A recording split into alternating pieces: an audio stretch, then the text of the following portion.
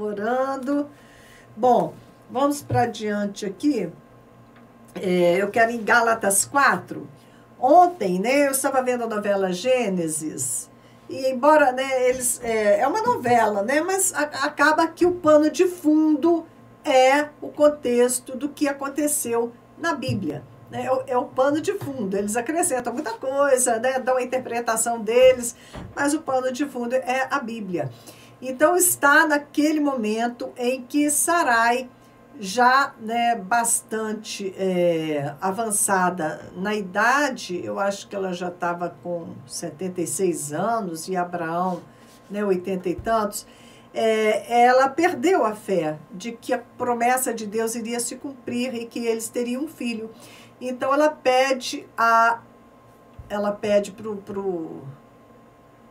Abraão, né, que na época era só Abrão, pede para que ele desse um filho a ela através da sua serva Agar. Né? Agar, a estrangeira. Ainda ontem eu estava ouvindo, né, que esta palavra Agar nem era o nome dela. Agar significa estrangeira, né? Aquela estrangeira. Ela não tinha nenhuma identidade direito, né?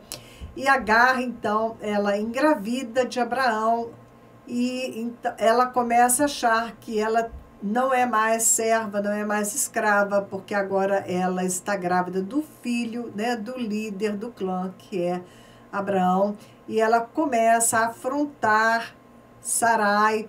Sarai, então, expulsa, tem uma briga, expulsa Agar. Agar vai para o deserto, e, né, disposta a assumir, né, ela foge para o deserto, e ali ela acaba vendo um poço com água, né? E tem um encontro com um mensageiro de Deus, um anjo, um mensageiro de Deus, que fala para ela: Agar, né?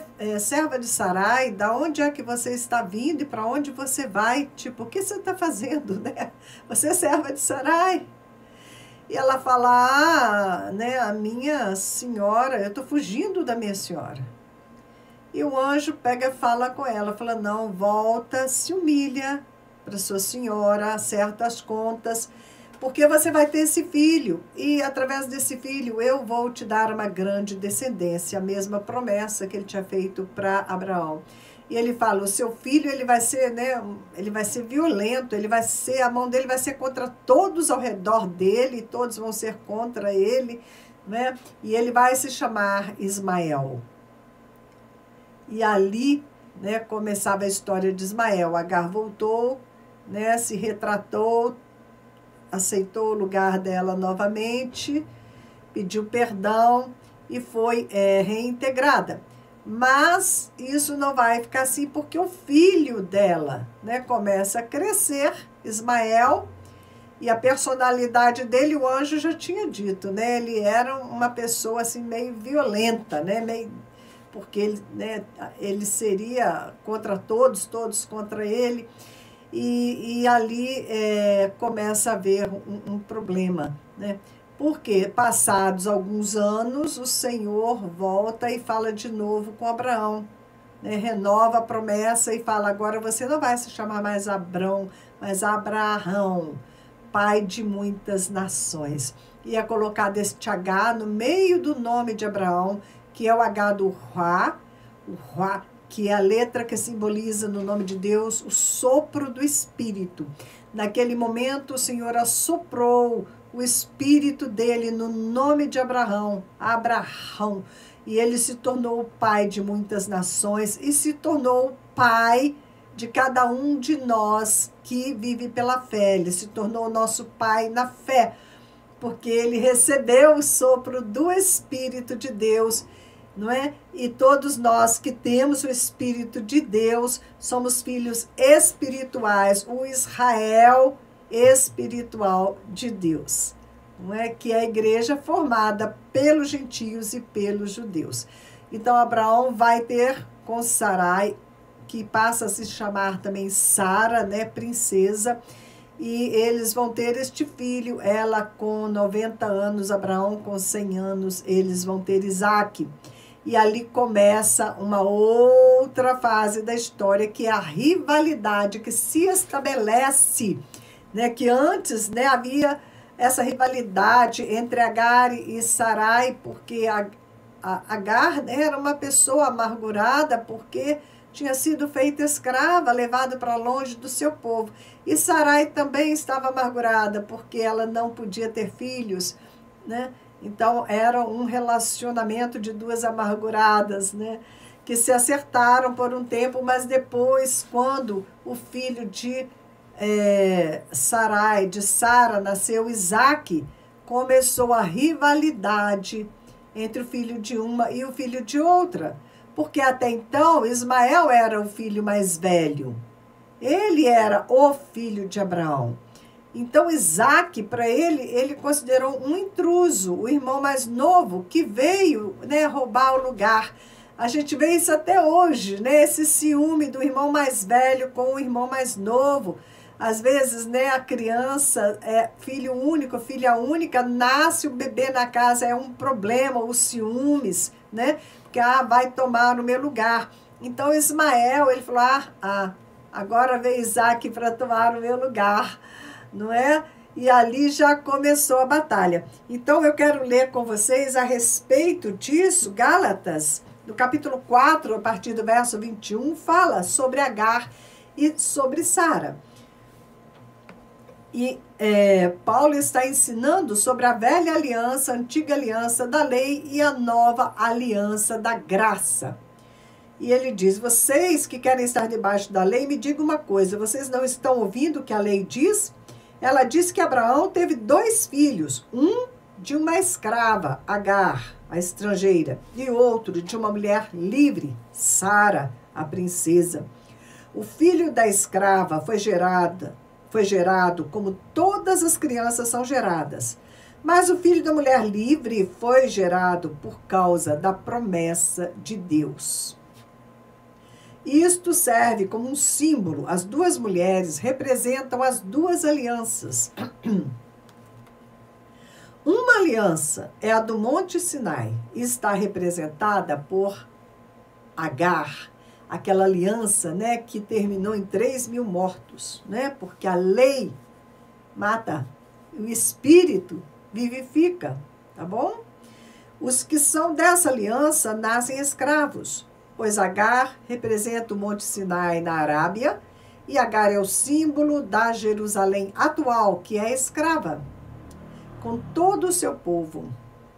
Mas a Jerusalém celestial, ela é livre e ela é a nossa mãe. Na época de Paulo, né, Jerusalém estava escrava debaixo do domínio dos romanos. Hoje Jerusalém ainda é escrava porque ela está debaixo, ela está, vamos dizer, ela é a Jerusalém natural, não é a Jerusalém espiritual, né? Não é a Jerusalém salva, ok? Mas a Jerusalém celestial, que é espiritual, né, é livre, e ela é a nossa mãe. E vai, né? Pois as escrituras sagradas dizem, você é mulher que nunca teve filhos, fica alegre, você que nunca sentiu dores de parto, grite de alegria, pois a mulher abandonada terá mais filhos do que a que mora com o marido. Aí ele prossegue, meus irmãos, vocês são como Isaque, são filhos de Deus, por causa da promessa divina. Naquela época, o filho que havia sido gerado, como todas as crianças são geradas, né, o filho natural, perseguiu o que havia sido gerado por causa do Espírito de Deus, que era Isaque. E a mesma coisa está acontecendo agora. Mas o que é que as escrituras sagradas dizem? Elas dizem, mande embora a escrava e o filho dela, pois o filho da escrava não herdará a propriedade do pai, junto com o filho da mulher livre.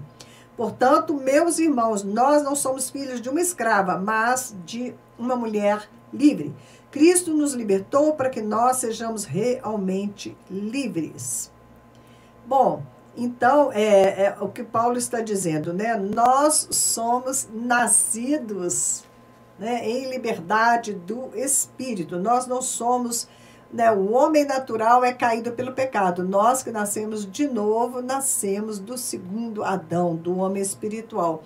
E sobre isso, eu tenho alguns capítulos, aliás, vários capítulos do meu livro Cortina Rasgada, que eu trato muito sobre essa questão da primogenitura, né? Como o primogênito não fica com a primogenitura. Então, Ismael, que era o primogênito, ele não ficaria com a primogenitura, porque ele é um símbolo de Adão, o primeiro homem que caiu na escravidão do pecado. Então, nós sempre vamos ter essas duas figuras caminhando por toda a Bíblia.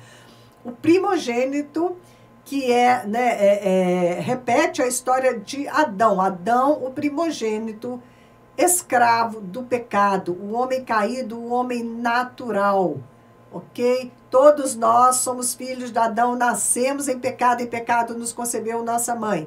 Só que veio o segundo Adão, Jesus Cristo, né? Assim como a primeira aliança lá no Monte Sinai, morreram 3.000. No Pentecostes, né, a segunda aliança, a aliança da graça, nasceram 3.000, logo na primeira pregação de Pedro.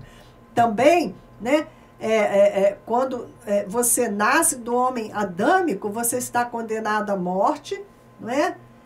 É uma aliança que caducou, por isso Deus fez uma nova aliança, você nasce de novo do segundo Adão, e aí você está destinado à vida eterna. Bom, vou compartilhar pelo menos aqui, vamos ver um capítulo aqui que coloquei aqui sobre Egito e Israel, tá? Egito contra Israel. Por que Egito contra Israel? Porque Manassés, o filho de José teve 2 filhos lá no Egito, Manassés e Efraim, ok? Manassés é um símbolo do homem terreno e Efraim, símbolo do homem espiritual. Tanto que Israel, né, Deus se refere a Israel muitas vezes como Efraim.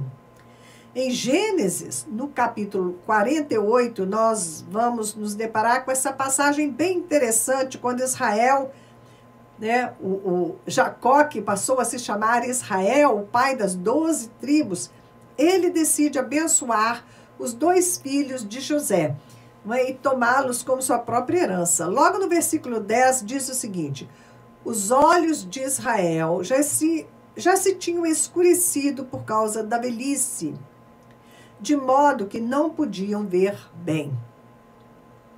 José, pois, fê-los chegar a ele, né, os 2 filhos de José. José trouxe para que o pai dele os abençoasse.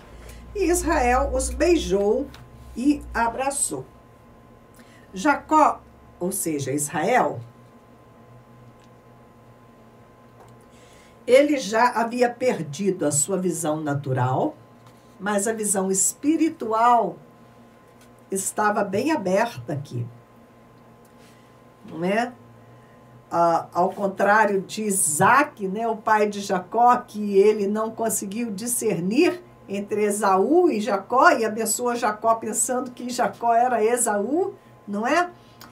Já, né, o filho de Isaac, que é Jacó, né, que se transformou em Israel, ele continuava com a sua visão espiritual aberta, né? Só a visão natural que ele tinha perdido. Então José colocou diante dele seus 2 filhos, Manassés e Efraim, para que fossem abençoados. O primogênito Manassés foi colocado à mão direita de Israel para receber a devida bênção. Mas, sabiamente, Israel cruzou as mãos e colocou a mão direita sobre a cabeça do mais novo, Efraim. Versículos 18, 19 e 20, lá desse capítulo 48 de Gênesis. Aí José falou: não assim, meu pai, pois o primogênito é este. Põe tua mão direita sobre a cabeça dele. Mas seu pai o recusou e disse: eu sei, meu filho, eu o sei. Ele também será um povo, também ele será grande. Contudo, o seu irmão menor será maior do que ele, e a sua descendência será uma multidão de nações. Assim os abençoou naquele dia, declarando: Por vós Israel abençoará, dizendo. Então, eles, né, abençoariam no nome de Israel, dizendo: Deus te faça como a Efraim e como a Manassés. E pôs o nome de Efraim adiante do nome de Manassés, novamente. Aqui nós vemos o princípio sendo seguido de abençoar com os direitos de primogenitura o segundo filho. Como eu disse para vocês, este princípio corta toda a Bíblia. O primogênito não fica com a primogenitura, assim como o primogênito Adão não ficou com a primogenitura, não ficou com a bênção, né, para dar seguimento à herança do pai. Quem ficou foi o segundo Adão, Jesus Cristo. Da mesma maneira, nós vamos ver a figura de duas mulheres cortando a Bíblia do começo ao fim. A mulher estéril que é abençoada e gera sobrenaturalmente para Deus, como Maria gerou a Jesus Cristo, ok? Como Sara gerou, né, Isaac ali. Bom, vamos ver essas duas mulheres cortando toda a Bíblia. A mulher que gera pela bênção de Deus, a virgem, a mulher, né, santa e a mulher prostituta, tá bom? Vamos ver essas duas mulheres cortando toda a Bíblia e assim como a Sarai estava brigando com Agar, não é? Também esses dois tipos de mulheres, porque é uma tipologia, elas vão estar sempre brigando uma com a outra por causa dos seus filhos, essas mulheres brigam por causa dos seus descendentes. E isso vai lá em Gênesis 3, quando o Senhor falou com Eva, não é? A sua semente vai esmagar a cabeça da serpente, né? Vai esmagar os descendentes, o descendente da mulher iria destruir os descendentes da serpente. Então, uma briga, uma luta através dos descendentes. E essas mulheres, elas vão se desentender, assim como, né, o homem natural persegue o homem espiritual, conforme está aqui, né?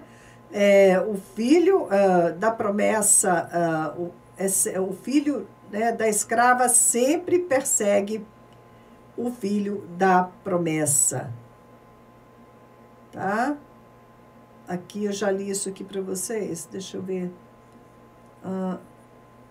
Naquela época, o filho, né, que foi gerado naturalmente, ele sempre perseguia a Isaac, que tinha sido gerado, né, de forma sobrenatural. Então, os religiosos, as pessoas que não são guiadas pelo Espírito, mas que são guiadas pela religião, né, que são guiadas pelas suas próprias almas, são almáticas, são guiadas pelos esquemas da mente, não pelo Espírito do Senhor. Elas sempre vão perseguir aquelas que são guiadas pelo Espírito. Bom, nós não sabemos mais detalhes de quando terão nascido os filhos de José lá no Egito. O certo é que o primeiro recebeu um nome egípcio e recebeu também como legado espiritual toda a herança egípcia, que foi Manassés. O seu DNA espiritual, ele veio direto da linhagem dos faraós, como se espera, né, que aconteça ao primogênito. Manassés significa em hebraico o que faz esquecer. Tá? Gênesis 41, 51. Manassés, o que faz esquecer. O sentido do nome nos sugere que o povo, uma vez sob a sua liderança, poderia se esquecer do tempo do cativeiro no Egito, mas poderia se esquecer igualmente dos sinais poderosos que Deus operou para livrá-los da condição de escravos. Se esquecer de que eram o povo escolhido, separado por Deus para a sua glória. Já o segundo filho de José recebe um nome hebreu, Efraim. Um nome na cultura judaica, o nome representa muito, né? Tanto que Deus mudou o nome de Abrão para Abraão. E o Senhor mudou meu nome lá no começo, quando eu me converti, né, me converti, meu nome era Márcia, que significa guerreira, mas o Senhor me deu um novo nome, Marion, coração sincero. Então, acabou que eu fiquei Márcia Marion, uma guerreira de coração sincero. Glória a Deus, né, que Ele trocou o meu coração, me deu o coração dele, né, que é o coração que a gente recebe, né, quando a gente vem para o Senhor. Bom, então, Efraim, ele era hebreu com esse nome, Efraim, o nome representa muito, né, que o avô dele, né, Jacó, teve o seu nome trocado por Deus de Jacó para Israel. E Efraim significa fértil ou frutífero, donde a profecia de que ele viria a ser pai de muitas nações. Está lá em Gênesis e Jeremias. Bom, isso nos reporta mais uma vez a realidade da igreja, que como Efraim, a igreja deve ser bênção para todos os povos da terra. Ela herdou a primogenitura em vista do impedimento de Israel. Israel, primogênito, né, ficou impedido, o povo de Israel, né, o povo da lei, né, eles foram cegados por um tempo, né, para que entrasse o tempo da igreja. E então ele perdeu o lugar, né, de primogênito, e quem entrou foi a igreja que herdou a primogenitura com isso, né? Nós somos aqueles que Jesus citou, né, que os últimos seriam os primeiros. A igreja vai entrar na herança primeiro do que Israel. O ramo da oliveira foi cortado e foi enxertado o ramo da oliveira brava, Romanos 11, 24, que somos nós, a igreja. O ministério da igreja é alcançar todas as nações e ela própria é composta por diferentes povos. O Egito é figura do mundo com seus valores. Pode checar lá, Apocalipse 11, 8. O Egito é figura do mundo e seus valores. Representa o homem carnal, envolvido com essa dimensão terrena. Se Manassés ficasse com a primogenitura, né, significaria a primazia do Egito sobre Israel, do carnal sobre o espiritual. Manassés, ele representava o Egito, ele era primogênito, ele tinha recebido o DNA dos faraós, ele tinha recebido a herança espiritual egípcia. E o Egito, o que é? Símbolo do mundo, né? Símbolo do homem natural, da dimensão aqui terrena, do homem caído na escravidão.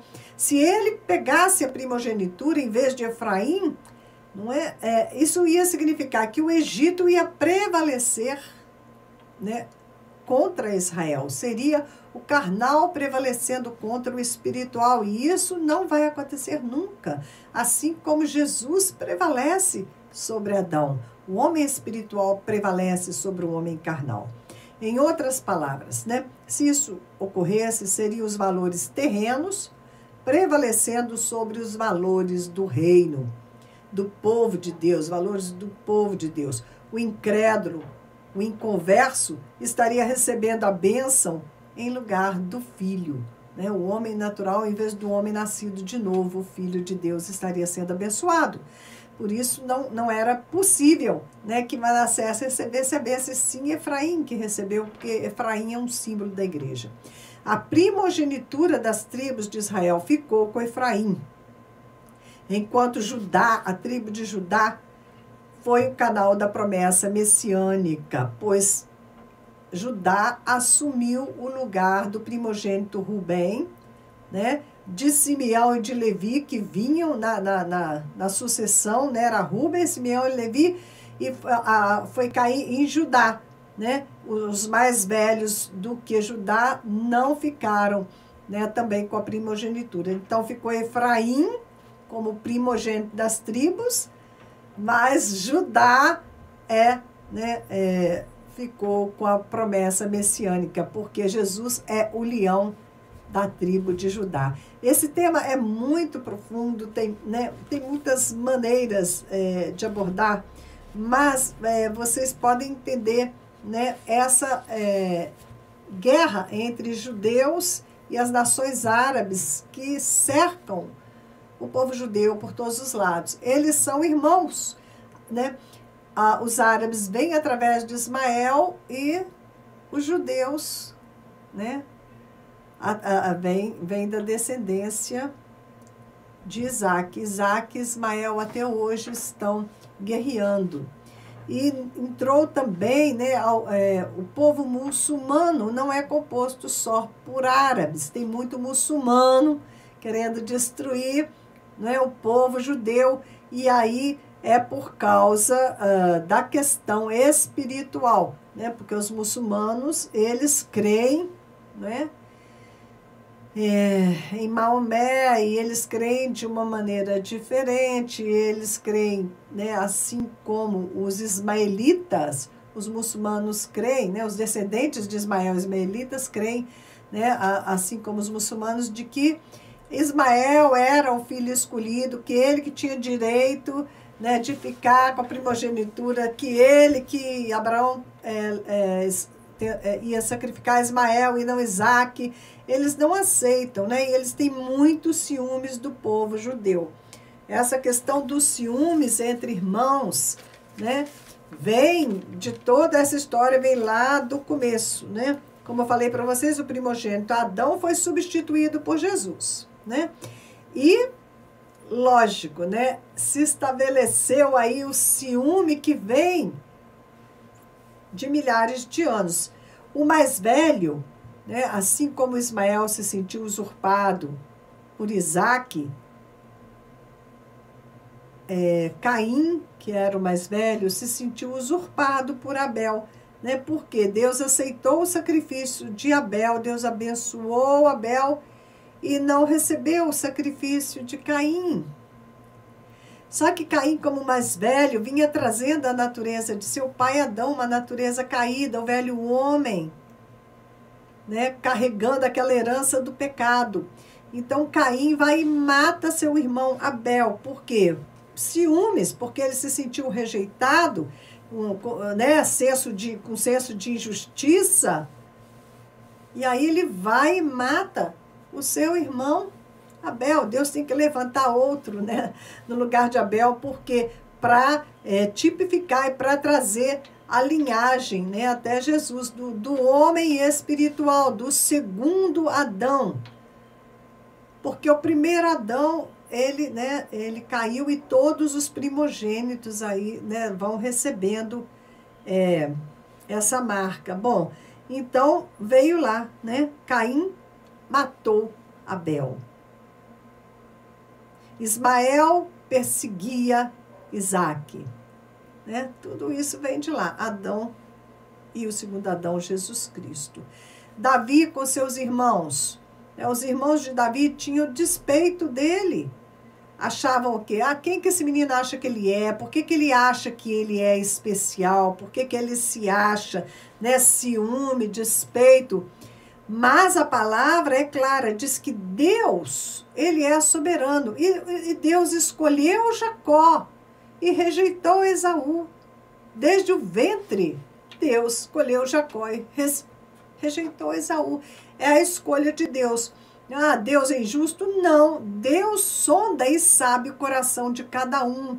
Não é? Davi tinha o coração, segundo o coração de Deus. Ele queria Davi, não é? E ele rejeitou os mais velhos, né? Os irmãos de Davi, que eram mais velhos que ele, eles não receberam a primogenitura. E essa história vem se repetindo ao longo das eras.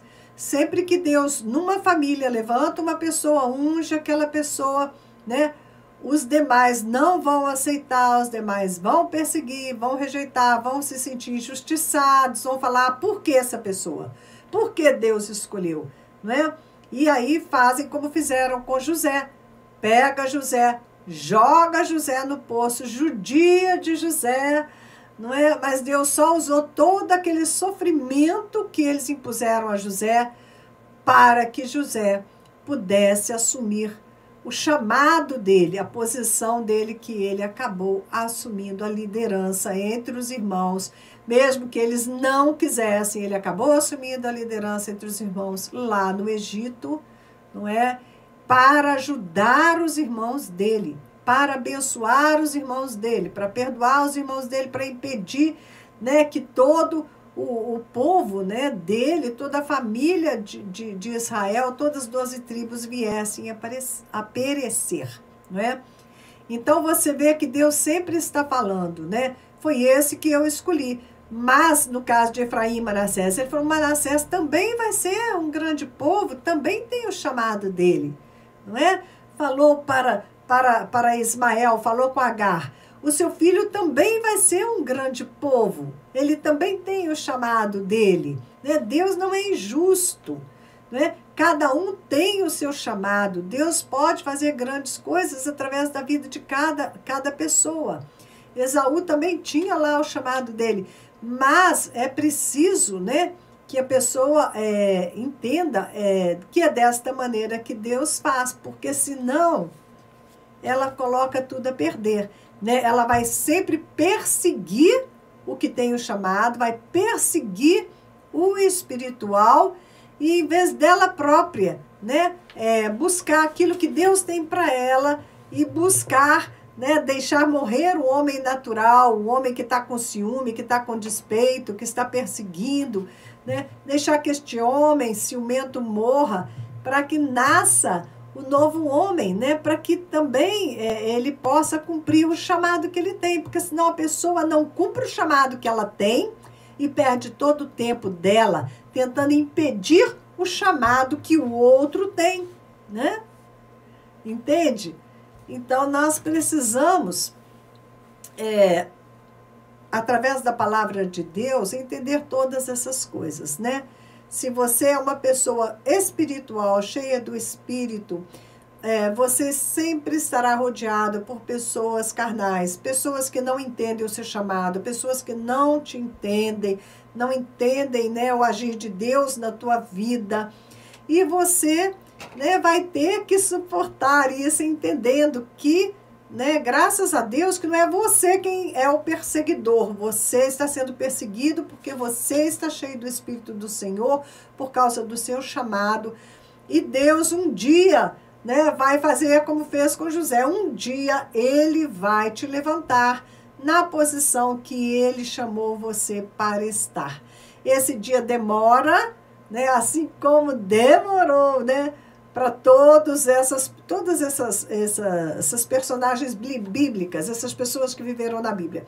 O próprio Isaac, né, ele só foi ter, né, o filho dele, Isaac, teve Jacó e Esaú, né, só foi ter os filhos quando, aos 40 anos de idade, né, quando Eliabe, esqueci agora, Eliabe, foi buscar, né, a noiva para ele, né, foi buscar a Rebeca dele, né, aí Rebeca veio só com 40 anos de idade, né, e aí Rebeca também não engravidava, aliás, foi com mais de 40 anos de idade, porque Rebeca não engravidava, foi necessário muita oração para que ela engravidasse dos gêmeos Jacó e Esaú, né, que brigavam no ventre dela. Desde o ventre eles brigavam, porque eram duas nações, né? Bom, esses são os mistérios da palavra do Senhor. Queridos, mas nosso tempo acabou. Tá, quinta-feira, 10 horas da manhã, se Deus quiser, a gente está aqui para continuar o nosso papo. Fiquem na paz.